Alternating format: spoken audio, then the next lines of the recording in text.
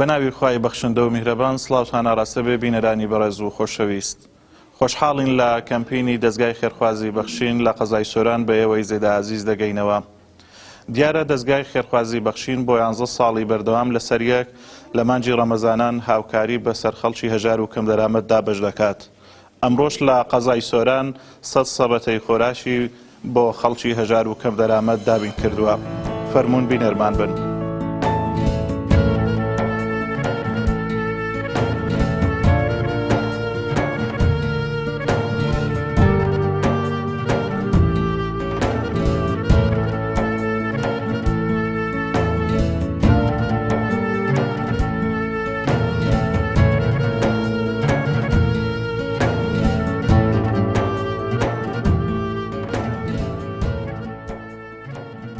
يا ربي خدا خيري وبنويسي، يا ربي خدا عزلي وبنويسي كاك، يا ربي خدا خيري أو كسي بنويسي كهنايتي كإنجوش بنويسي، يا ربي خدا لبير ونكا خدا هربارا وكا خواه، يا ربي والله تندن كن خدا حند خيري ولو بنويسي، أزاني أستشن داري أو تشتخوا خيري وأزلي وبنويسي، يا ربي تاكا ولو بكاكا. أري والله الحمد لله بشي ما أشتاق دكاتر خوا كريم مشلوزا هنس هر زور ضروري نك هر ضروري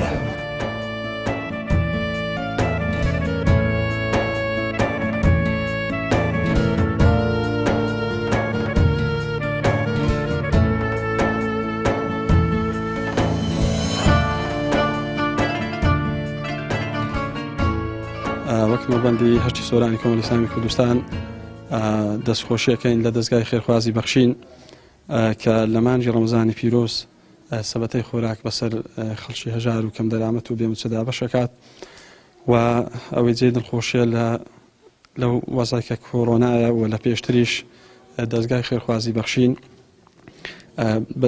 لە هاوکاری بەردەوامە وەک ئازوقا وەک موسە بۆ منداڵی بێباوک و دروستکردنی خانوو بۆ خەڵکی هەژار و نەدار ئەوەش بە تاکید بە پاڵ پشتی خێرخوازانە بۆیە ئەمە لێرەوە دەستخۆشیان لێکەین و دوعای خێریان بۆ ئەکەین و داواشیان لێکەین بەردەوام بن چونکە بەڕاستی دەستگای خێرخوازی بەخشین دەستێکی ئەمینە و پردێکە لە نێوان خەڵکی هەژار و کەم دەرامەت و لەگەڵ خەڵکی خێرومەند کە بە شوێنی خۆی ئەگەینی هیوادارین هەر بەردەوام بن بۆ ئێمەش بەردەوام بین لەو پرۆژە خێرانە.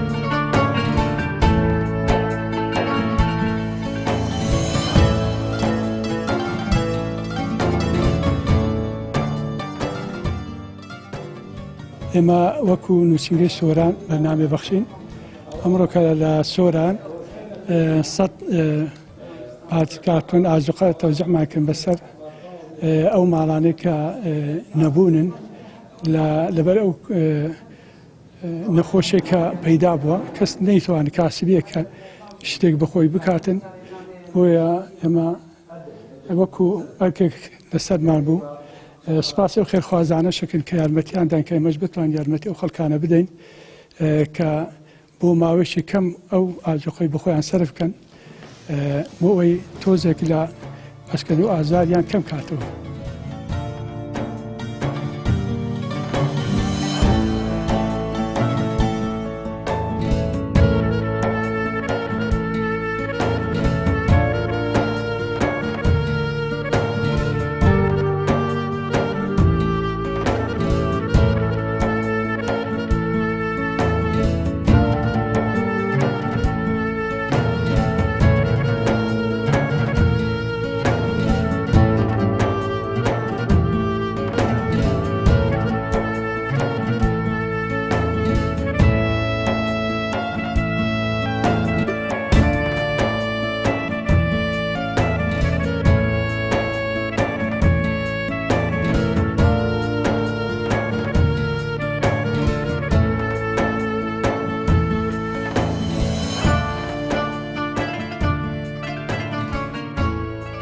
نجاتان بده ایشالا خوا سەرکەوتوتان کەیشتەنە دەستی فەقیر و هەژار بگرین خوا لێتان بەزیاد کە ئینشاءالله واری وڵا زۆر باشە لە ڕۆژێکی ئەوها خێری خوایە لە خوا بەزیاد بی ئینشاءالله تا ئێستا هەر پێویستن خەلکەکەنە معاشەکە بڕێک تاخیرە ئەوی معاشیابی تاخیرە ئەوی معاشی نابیت بەکەوتۆ لە مالێکەتیە.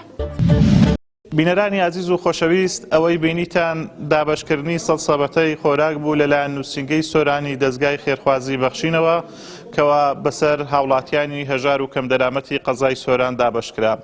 ومێدەوارین خواپێداوان و دەوڵەمەندان بەردەوام بن لە بەخشینەکانیان بۆ ئەوەی بەم شێوەیە بەردەوام لە هەرێمی کوردستان دڵی هەژاران و کەم دەرامەتان خۆش بکەن.